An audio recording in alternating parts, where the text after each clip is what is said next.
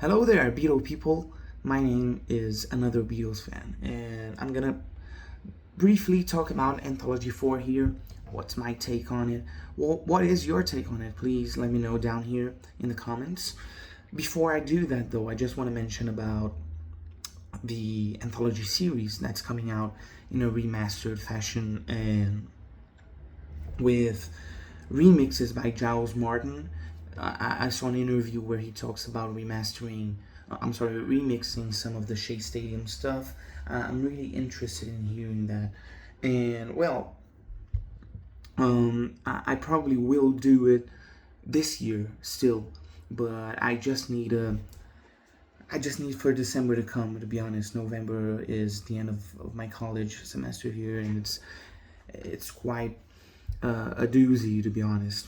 But well, let's talk about Anthology 4.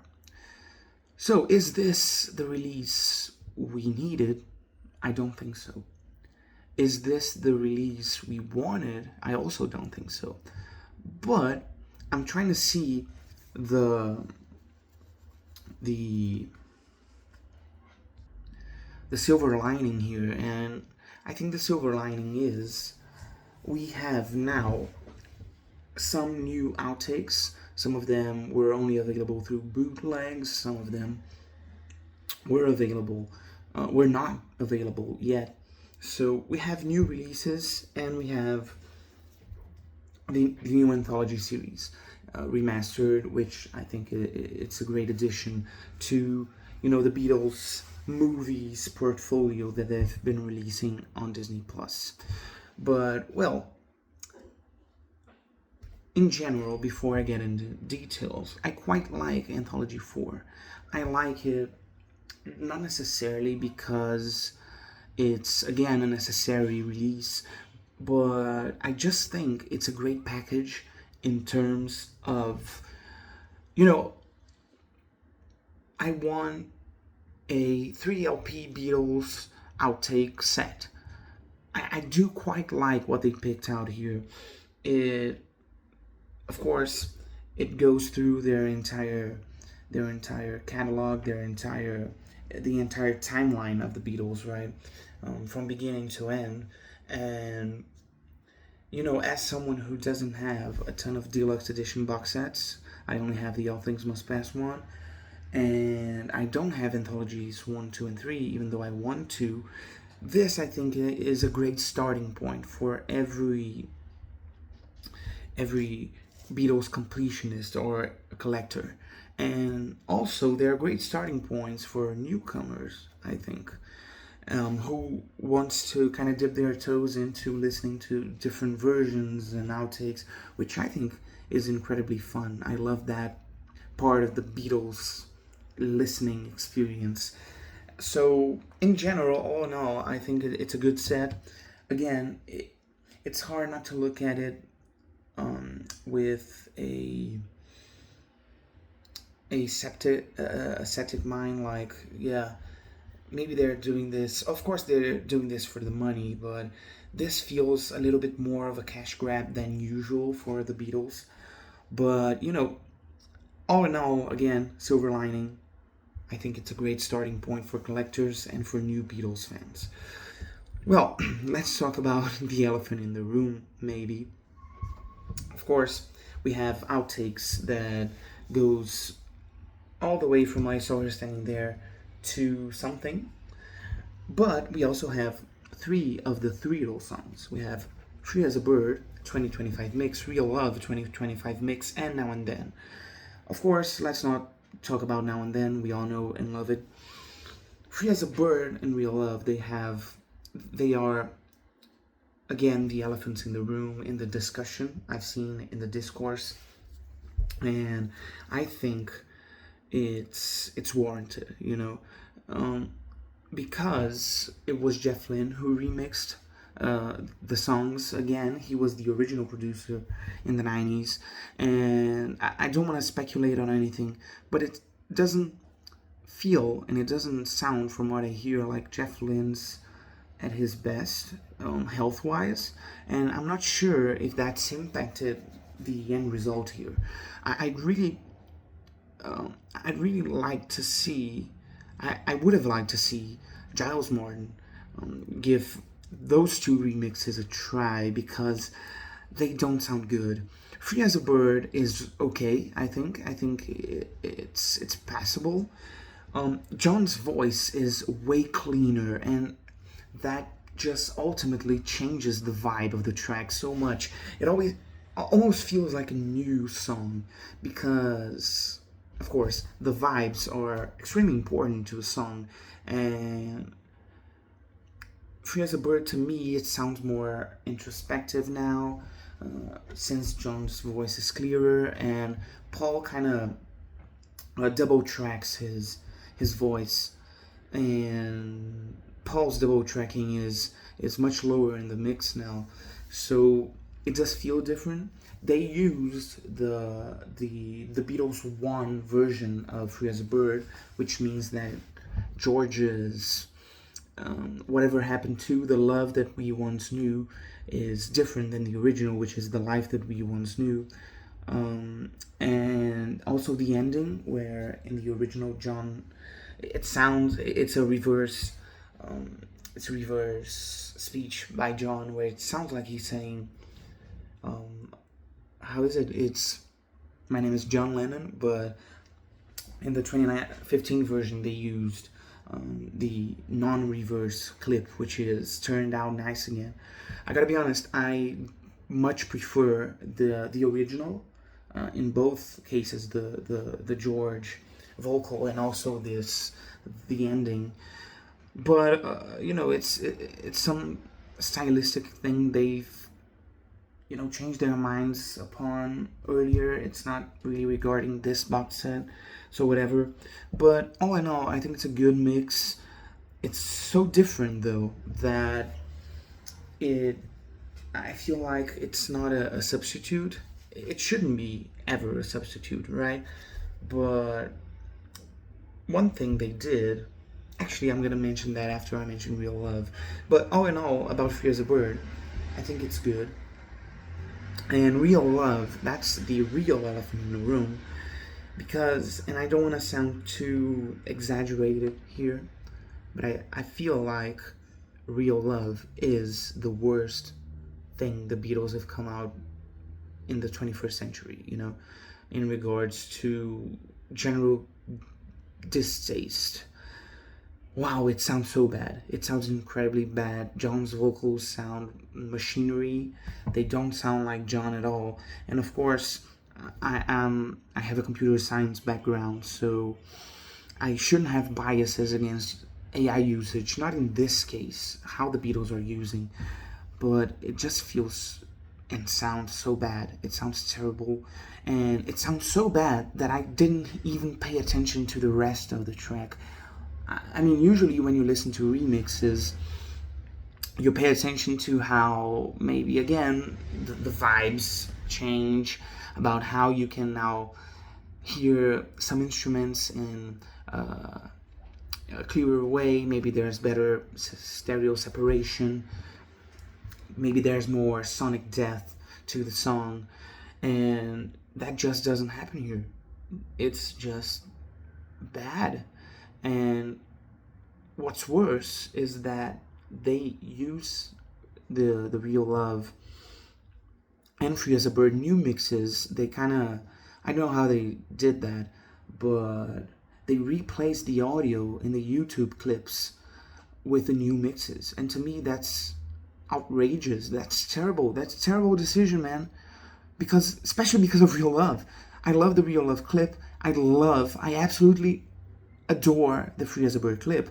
Let it stay the way it was. Don't fucking change it. It's terrible. It is terrible. Don't do that. That pisses me off. Don't rewrite history, So I don't know what happened there. Real Love is just terrible, and I don't want to be any more negative than I am being now. But Real Love by itself maybe makes the packaging of Anthology 4 as a whole less compelling, to be honest. Alright, let's talk about the outtakes. And, well, we have new tracks. We have tracks from previously released from the super deluxe box set. That's how they're called.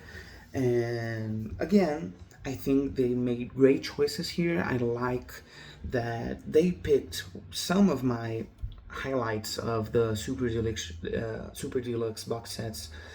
For example, Got to Get You Into My Life second version. I love that one. Strawberry Fields Take 26.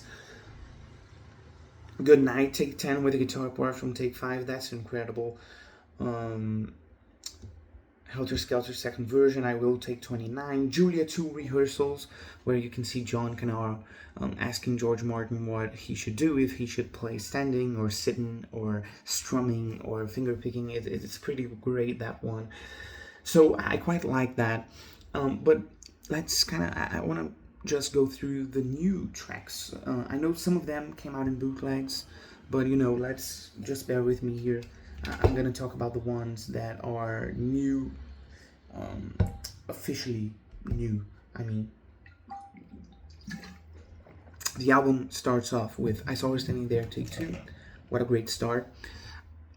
To me, at least, who knows the Beatles story inside and out, Please Please Me, the album recording of Please Please Me that was done in a day, it feels mythological to me in a sense. It's the beginning of everything, so it's great to hear more. I really wanted to take a listen to the entire sessions.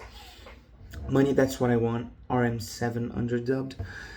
Maybe the greatest, the biggest change on it is that I believe it's George Martin's piano. That's not in here anymore. It sounds to me like a mashup, an in-between version of the Beatles playing that live and in studio, but I don't care for it. It's the only, with the Beatles track in here, I really wanted it to be something more special. This Boy Takes 12 and 13, quite like this one. I love This Boy. Tell Me Why takes 12 and 13 also. Actually, I think this is wrong on Spotify. I don't think these are 12 and 13, but anyway, maybe it's a typo, but this was one of my highlights. Simply because Tell Me Why, even though I'm with the Hard Day's Night shirt, Tell Me Why is one of those songs by the Beatles I don't usually listen to. I don't recall just wanting to listen to it. It kind of sounds a bit generic to me. And that's something I don't say often about the Beatles. But it's a fun song, really. It's a great song. I love Ringo's drumming on it. In general, also, the drumming, it all sounds great. Everything just sounds great in the box set. The drumming in particular. And what I feel, I'm going to use the Tell Me Why example in here, but you don't hear Ringo missing a single fucking beat in the entire album, which is incredible. It is incredible. You definitely hear George maybe struggling with the guitar parts a bit. Maybe John messes up the chords. Paul sometimes forgets a note on his bass, but Ringo's always there, man. He's always doing his thing, and that's why he's Ringo. That's why he's the greatest of all time, in my opinion. And going back to Tell Me Why, John's voice in this is just so extraordinary. It's got that raw, gritty, throaty feel that we all know and love, and that's one of my highlights, really.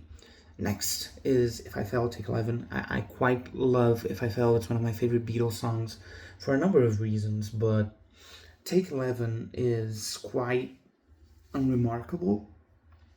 I don't think it adds much to my viewing of the song or to the discussion, which doesn't mean it shouldn't be here. Again, I love it. It's one of my favorite tunes, so it's great, I think. There's something that John does in the intro with his guitar that just sounds bad, and I'm glad they dropped it. But besides that, there's nothing too much to talk about, to be honest. Then we have Matchbox Take 1. Matchbox may be my least favorite Beatles cover of all time, so I don't care for this. and that's it. Every Little Thing takes 6 and 7.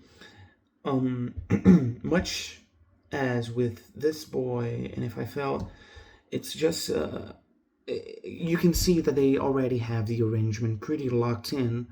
So that's why I said that it doesn't feel like it's reinventing the wheel, or it doesn't give me terrible insight. It doesn't, but it's fun, and I'm glad it's here. I Need You Take One, kind of the same as Every Little Thing. I've Just in the Face, I quite like this one. It's a tad bit faster. I love listening to I've Just in the Face. I gotta be honest, yeah, I'm a sucker for I've Just in the Face. Now, another highlight is In My Life, Take One. Oh man, that's a great outtake. And that's entering along with the next one, Nowhere Man. Both of them are my highlights, and both of them also point toward a Rubber Soul box set, which I am in desperate need of. I really want to listen to the outtakes of Rubber Soul, and they're just drip feeding us, which of course is terrible. But man, In My Life, Take One, fantastic. John's voice in here is great, and maybe this is my hottest take in the entire video, but sometimes I wish that the Beatles didn't double track everything in the beginning. And I know John himself quite liked to double track because he wasn't feeling great about his voice. He never did, which is a shame, really. But I'm not sure if it's just because I'm used to the double tracked version of In My Life, but this one feels so much more intimate. It's incredible. And of course, there's the subject matter of the song and the lyrics and what have you. So yeah, it's kind of a gut punch, and it's again one of my highlights. Wow, it's great. Nowhere Man, first version, take one. I gotta be honest, I don't think I recall knowing that Nowhere Man had such a different version. It sounds much more like the Birds because George is using his Rick 12 string, and I don't love it. I don't love it. It's one of my highlights too, just because it's a different version of a song that I didn't know existed. And I quite like Nowhere Man, of course, but I much prefer the direction they went in, and with the final version. And then we have the Revolver and Sergeant Pepper sessions, which we already got from the deluxe box set. Afterwards, we have the final part of this discussion here, so bear with me. We have the Magical Mystery Tour stuff. I really want also a super deluxe edition of that. And Baby You're a Rich Man starts off with that. It's another one of my highlights just because I quite like that one. Ringo's drumming is again great. There's plenty of studio chatter, which I love. And it's just, I'm not sure why exactly it was one of my highlights, but I just liked it more than usual, I think. Then All You Need Is Love, rehearsal for a BBC broadcast. I'm sorry. It has 6 minutes, and I don't love this one. It's a bit strange. Of course, again, there's studio chatter, but we all know that the BBC broadcast, The One World, it basically was a playback with only John singing the vocals, and I'm pretty sure George butchers that solo too. And I don't know if that added anything. It's 6 valuable minutes in the box set, and it just doesn't feel worth it in my opinion. And finally, The Fool on the Hill, take 5 instrumental, and maybe that's a great segue to the end of the video, because much as with The Fool on the Hill, take 5 instrumental, it kind of the real general. I mean, it's the specific case that generalizes everything I feel about the Anthology 4. It's great. I've heard most of it. It doesn't necessarily add much to the table in terms of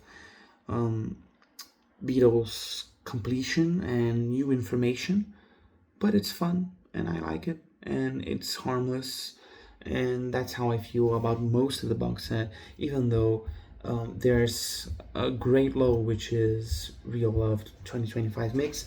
There's some highs too, and all in all, again, I'm not sure if I mentioned that before. I've been talking here nonstop for 20 minutes, but it's great to have new Beatle content, and I think that's it. I don't need anything more than that. But to be honest, I'm happy with that, even if it feels more like a cash grab. I'm gonna listen to it on streaming. Maybe I'll get it. In the future, I want to get the four Anthology LPs. So you know what? Good on the Beatles. We love them, and I hope you bear with me here. I hope you tell me what you think down below. All right, tell me what you see and hear. All right, I'll see you next time, guys. Cheers.